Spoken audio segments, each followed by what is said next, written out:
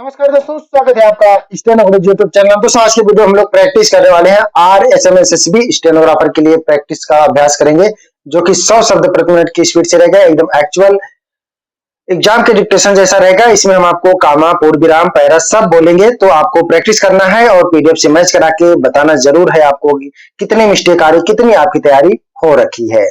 दोस्तों जैसा कि आपको पता है कि एग्जाम डेट डिक्लेयर कर दिया गया है, ठीक है, और यहाँ पे नोटिस भी दे दिया गया है कि कौन से कीबोर्ड पर लिया जाएगा, क्या क्या रहेगा, कैसे आपकी गलतियां काउंट की जाएगी, कितने नंबर मिलेंगे, कितने नंबर का स्किल टेस्ट होगा, सब कुछ डिटेल में दे दिया गया है। अगर आपने नहीं देखा है तो इसके पहले वाला वीडियो आप हमारे जाके देख सकते हैं, वहां पे हमने सब कुछ बताया है। आपको हमारे वीडियो में मिल जाएगा, नहीं तो प्ले लिस्ट में भी मिल जाएगा। इसके अलावा दोस्तों अगर आप डेली डिक्टेशन चाहते हैं तो आप चाहें तो चैनल का मेंबरशिप ले सकते हैं या पेड ग्रुप को ज्वाइन कर सकते हैं। अधिक जानकारी के लिए आप हमें मेल कर सकते हैं। हमारी मेल आईडी है studyforstenographer@gmail.com। तो ज्यादा समय न लीजिए, चलिए स्टार्ट करते हैं। 100 शब्द प्रति मिनट की स्पीड से रहेगा, 10 मिनट का डिक्टेशन होगा, सभी लोग प्रैक्टिस करेंगे। अगर डिक्टेशन पसंद आए तो वीडियो को लाइक कर देना और चैनल पर पहली बार आए तो सब्सक्राइब करके नोटिफिकेशन बेल जरूर ऑन करना। रेडी? 5 सेकंड। स्टार्ट। महोदय, सबसे पहले मैं आपका ध्यान देश के विकास के संबंध में खींचना चाहता हूं, विराम। हमारे देश के विकास में जो बाधा आ रही है, शायद जनसंख्या वृद्धि हो सकती है, विराम। आज देश के विकास में बढ़ती हुई जनसंख्या एक अवरोध उत्पन्न कर रही है, विराम। अतः जनसंख्या वृद्धि पर हमारा नियंत्रण करना देश की सबसे बड़ी आवश्यकता है, विराम।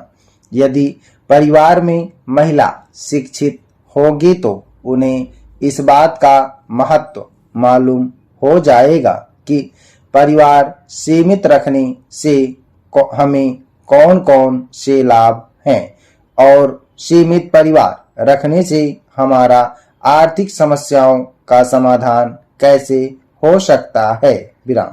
इसलिए हमें शिक्षा पर ज्यादा जोर देना चाहिए, विराम।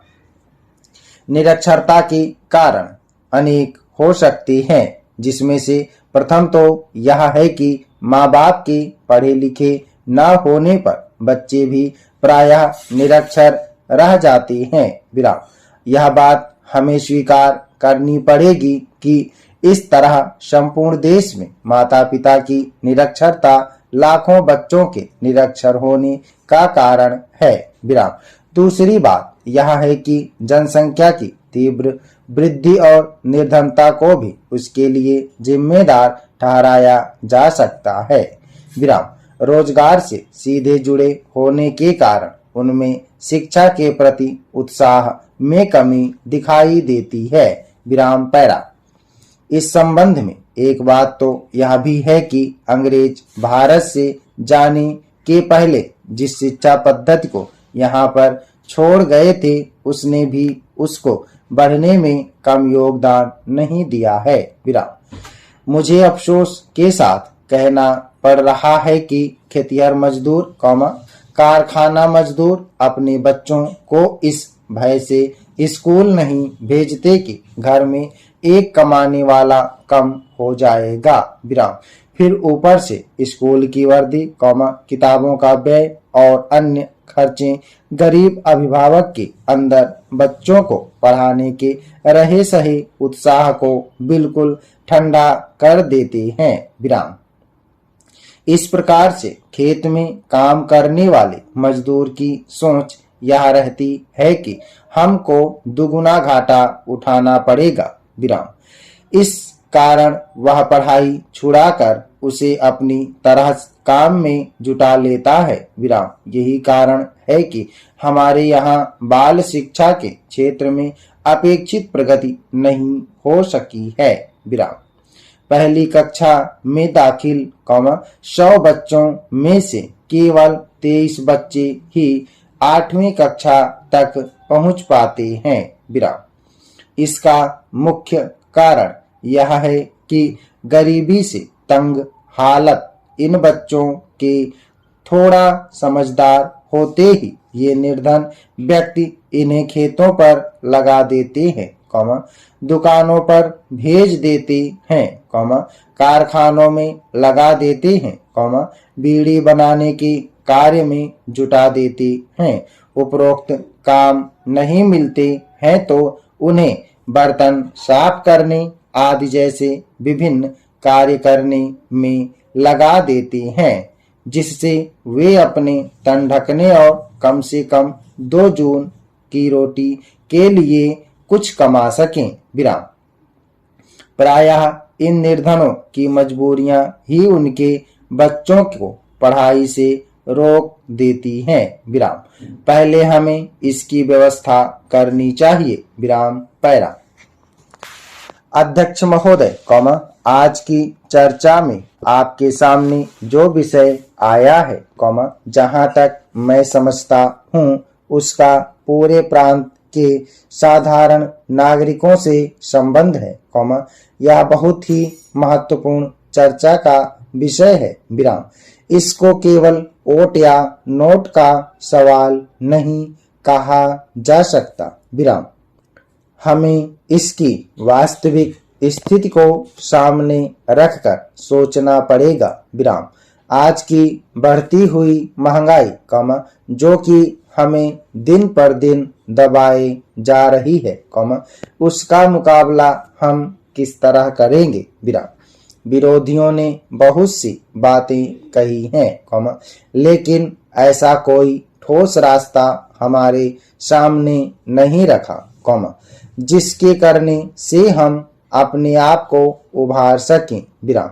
मैं इस बात को मंजूर करता हूं और शासन भी मंजूर करता है कि अनाज के अंदर जो कीमत का बढ़ावा हुआ है, विराम, मैं आज देखता हूं कि गेहूं, ज्वार, मक्का में 90% तक का भाव बढ़ा हुआ है। विराम।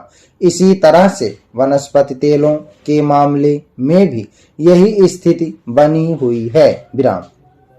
इस साल हमारे इलाके में केवल मूंगफली पैदा होने से तेल के भावों में 20% की ही बढ़ोतरी हुई है। विराम। डालडा वनस्पति के जिस भाव की हम अपेक्षा कर रहे थे, वह भी केवल 40% के करीब बढ़ गया है और महंगाई मुंह बाए हमारी ओर खड़ी हुई है। विराम। हमने हरित क्रांति का नारा दिया था, उससे मसला हल नहीं होने वाला जब तक कि सिंचाई का प्रतिशत बढ़कर ऊपर ना चला जाए, वह भी सीमित रह जाएगा। विराम। पैरा।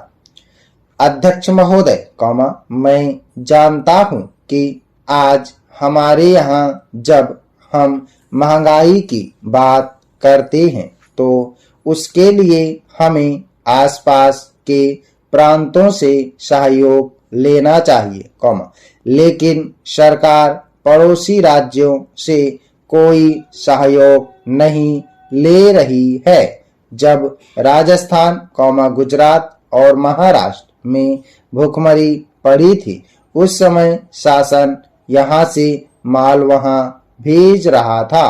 विराम।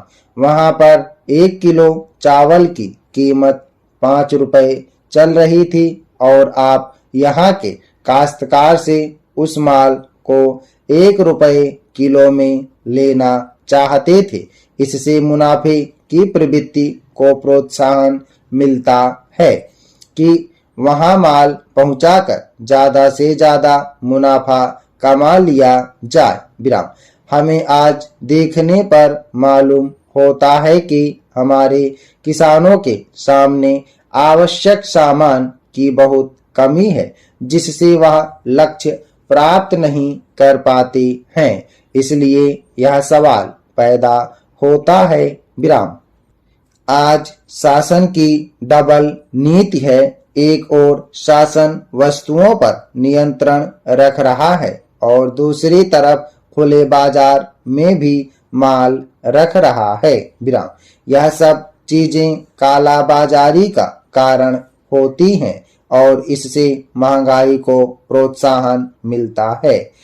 शासन ने जिन चीजों पर नियंत्रण किया था वह चीज उपभोक्ताओं तक पहुंचाई जाए तो मालूम होता है कि वह भी नहीं पहुंची। विराम। हम इस प्रकार की डबल पॉलिसी से आगे नहीं बढ़ सकते। विराम पैरा।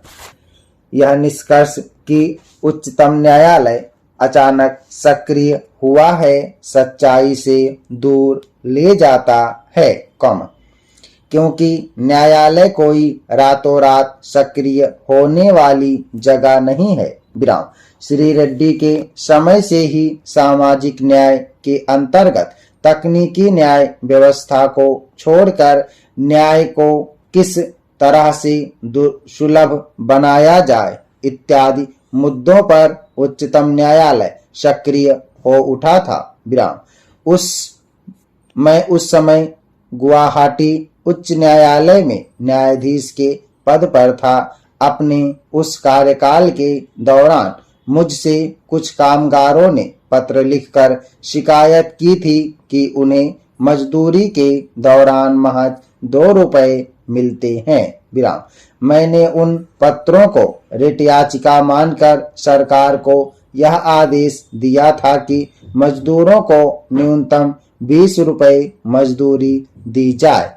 समाप्त। ओके दोस्तों, आप लोग इसको प्रैक्टिस करिएगा। सभी लोग मैटर को प्रैक्टिस और ट्रांसक्राइब करेंगे। 100 शब्द प्रति मिनट की स्पीड से है तो सभी लोग मैटर को ट्रांसक्राइब करेंगे। ठीक है, कामा पूर्ण विराम छोड़ के 100 शब्द की स्पीड से है, क्योंकि उसी 10 मिनट में आपका कामा पूर्ण विराम भी बोला गया है तो शब्द तो ज्यादा हो गए ना। तो डेली आपको एक मैटर जरूर ट्रांसक्राइब करना है, चाहे आप जिस एग्जाम की स्किल टेस्ट देने जा रहे हो, प्रैक्टिस जरूर करना है। और ग्रुप में जितने डिक्टेशन जा रहे हैं सभी डिक्टेशन का प्रैक्टिस करिए और एक मैटर जरूर ट्रांसक्राइब करिए। 100 शब्द प्रति मिनट की स्पीड से है। उम्मीद है कि दोस्तों वीडियो आपको पसंद आया होगा, तो वीडियो को लाइक कर देना और अगर अभी तक आपने हमारे चैनल को सब्सक्राइब नहीं किया तो प्लीज़ सब्सक्राइब करके नोटिफिकेशन बेल ऑन करना। और दोस्तों अगर आप डेली डिस्कशन चाहते हैं तो आप चाहें तो चैनल का मेंबरशिप ले सकते हैं या हमारे पेड ग्रुप को ज्वाइन कर सकते हैं। अधिक जानकारी के लिए आप हमें मेल कर सकते हैं। हमारी मेल ID है studyforstenographer@gmail.com। अपना बहुमूल्य सुझाव में कमेंट बॉक्स में जरूर देना। वीडियो को पूरा देखने के लिए बहुत बहुत धन्यवाद। Thanks for watching. जय हिंद, जय भारत।